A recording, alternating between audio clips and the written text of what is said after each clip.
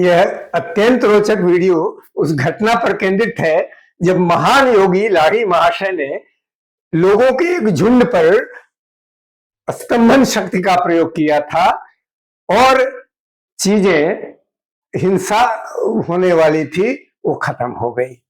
ये घटना मुझे एक उच्च कोटि के योगी ने बताई थी। तो स्तंभन क्रिया क्या है? स्तंभन है कि अगर नीचे थाली में भोजन रखा है और उस वहां से उठा कर मैं भोजन करने जा रहा हूं और जो ही मैंने उठाया बीच में ही स्तंभन शक्ति का प्रयोग हो गया तो मेरा हाथ जैसे का तैसा रह जाएगा, पत्थर की तरह, और न मैं मुंह में ले जा पाऊंगा न मैं थाली में रख पाऊंगा, बिल्कुल अचल ऐसे ही।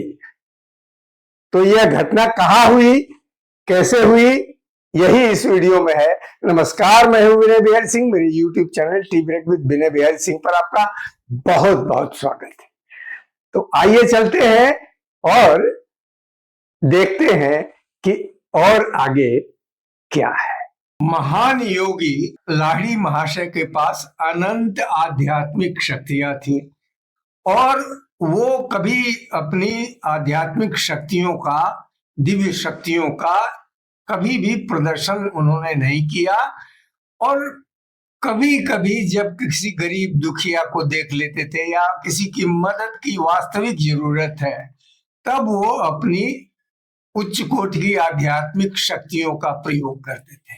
इस वीडियो में उसी तरह की एक घटना का जिक्र है। स्तंभन शक्ति का उन्होंने प्रयोग किया था। तो दयानंद सरस्वती आर्य समाज के संस्थापक थे और उन्हें उनकी फिलॉसफी थी कि ईश्वर निराकार है। उनके अनुयायी निराकार ब्रह्म का ध्यान करते थे। तो एक बार कुछ ऐसे शातिर लोग थे जो दयानंद सरस्वती को के फॉलोअर भी नहीं थे, वो आर्य समाज के सदस्य भी नहीं थे, फॉलोअर भी नहीं थे। झूठ मूठ वो वाराणसी में काशी विश्वनाथ मंदिर में आए और उन्होंने झूठ बोला कि हम लोग दयानंद सरस्वती के शिष्य हैं। और उन्होंने कहा कि हमारे गुरु ने कहा है कि ईश्वर तो निराकार है, आप काशी विश्वनाथ मंदिर में शिवलिंग क्यों बनाए हुए हैं, हम लोग इसको तोड़ेंगे। अब ये बवाल हो गया।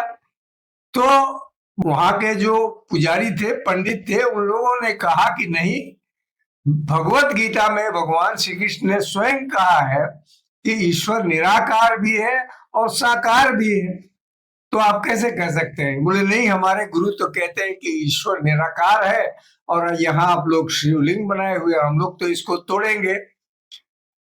तो पंडित लोगों वहां जो थे काशी विश्वनाथ मंदिर के पुजारी, वो भी विद्वान थे, उन्होंने कहा कि नहीं, हम आपको तोड़ने नहीं देंगे। तो ये जो शातिर लोग थे और अपने को आर्य समाज का समर्थक कर रहे थे, उन्होंने कहा कि आप हमारे साथ शास्त्रार्थ कीजिए, वाद विवाद कीजिए और जो जीतेगा उसकी बात मानी जाएगी। अगर हम लोग जीतेंगे तो काशी विश्वनाथ में स्थापित शिवलिंग को तोड़ देंगे। तो काशी विश्वनाथ के जो पुजारी थे वो प्रकांड विद्वान थे, उन्होंने कहा ठीक है, शास्त्रार्थ करिए आप, लेकिन टू दी पॉइंट करिए। तो शास्त्रार्थ होता रहा 3 दिन तक लगातार। और वो जो झूठे आर्य समाज को अपने को बता रहे थे वो कह रहे थे कि नहीं, अड़ जाते थे किसी बात पर, और इस तरह चलता रहा। और लगा कि वो जबरदस्ती जोर पूर्वक बलात् वो शिवलिंग को तोड़ देंगे। तब उस समय लाहिड़ी महाशय वाराणसी में थे, उनका घर ही था, उसी में रहते थे और शिष्यों से घिरे रहते थे। तो उनके पास पुजारियों में से कुछ लोग गए और उन्होंने लाहिड़ी महाशय से प्रार्थना की कि आप कुछ कीजिए, लगता है कि वो लोग उग्र हैं और वो तोड़ ही देंगे, ऐसा है, तो आप कुछ ऐसा कीजिए। कि ताकि ये वाद विवाद खत्म हो और वो यहाँ से चले जाए। तो लाहिड़ी महाशय ने कहा कि मैं वहां जाऊंगा नहीं, लेकिन यहीं से मैं कोई व्यवस्था कर दूंगा, जाइए आप वहां पहुंचिए और आज ही कुछ होगा। तो वो लोग चले गए थे, वापस चले गए काशी विश्वनाथ मंदिर में, मंदिर के पुजारी। और उन्होंने देखा कि आत्मा और परमात्मा पर बातचीत हो रही है। तो जो ही थोड़ी देर बाद आत्मा और परमात्मा पर विवाद जब चला, जो ही उन्होंने आत्मा कहा, तो जो ही उन्होंने आत्मा के लिए मुंह खोला बस उनका मुंह पत्थर की तरह हो गया। अब वो पर ही रुक गए, कोई आवाज नहीं, जीभ भी पत्थर की हो गई और वो ऐसे ही रहे। अब तो पूरा हाहाकार मच गया। तो ये बात आर्य समाज के जो असली आर्य समाज के लोग थे उनको पता चली। तो उन्होंने अपने गुरु दयानंद सरस्वती थे, उनसे संपर्क किया, कहा कि हम लोगों के वो मेंबर नहीं है, झूठ मूठ आर्य समाज के बता के और वहां बहस छेड़े हुए हैं। उन्होंने कहा कि वो बहस कर रहे थे, पता नहीं क्या हो गया, हम लोगों के अनुयायी बता रहे हैं, उन लोगों का मुंह खुला का खुला ही है और पूरा वो जस के तस जड़ हो गए हैं, जैसे पत्थर के बन गए हैं। और कई घंटे बीत गए तो दयानंद सरस्वती समझ गए, उच्च कोटि के संत थे, उन्होंने बाल विवाह को रोका, उन्होंने विधवा विवाह का अपने इलाके में शुरुआत की।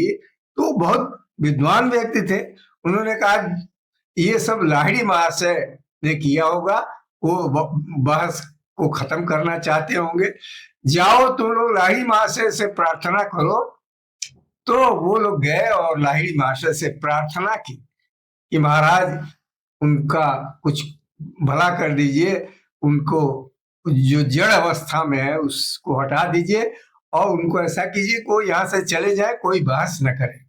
तो उन्होंने कहा करना कुछ नहीं है। लाहिड़ी महाशय ने कहा कि करना कुछ नहीं है, तुम लोग गंगा जल ले जाओ गंगा नदी से और उनके मुंह पर छिड़क दो।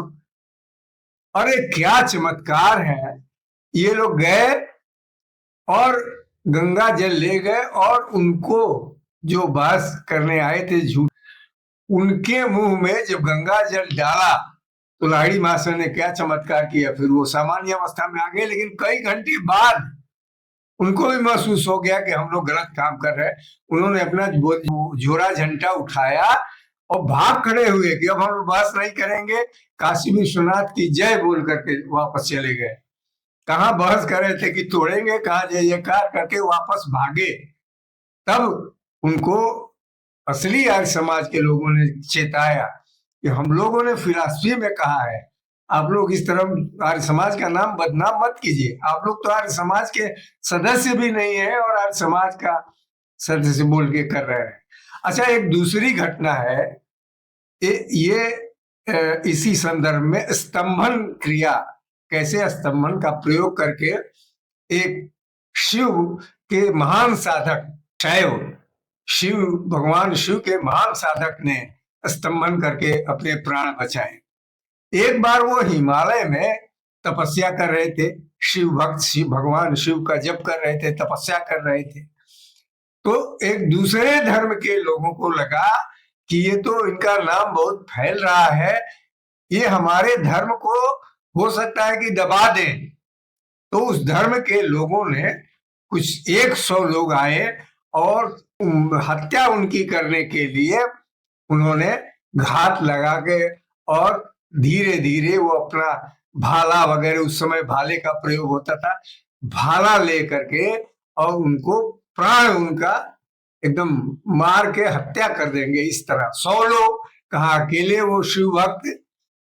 और तब उनको पता चल गया कि मुझे मारने के लिए अन्य धर्म के लोग कुछ आ रहे हैं। तब उन्होंने, वो जानते थे स्तंभन क्रिया, स्तंभन कर दिया और उनके पास, मतलब बस अब थोड़ी दूर थे, वो जैसे भाला हाथ में लिए हुए थे, वैसे ही पत्थर की तरह बन गए। और 3 दिन तक उनका वही हाल रहा। जब वो उनकी जड़ता खत्म हुई और सामान्य अवस्था में आए, तब उन्होंने समझा कि ओ, ये शिव भक्त तो बड़ा शक्तिशाली है। वो तुरंत वहां से भागे कि जान बचाकर भागे। तो स्तंभन क्रिया बहुत ही बड़े बड़े योगियों के पास होती है, और वो अच्छे कामों के लिए इसका प्रयोग करते हैं, शुभ काम के लिए, ईश्वरीय कामों के लिए। नमस्कार।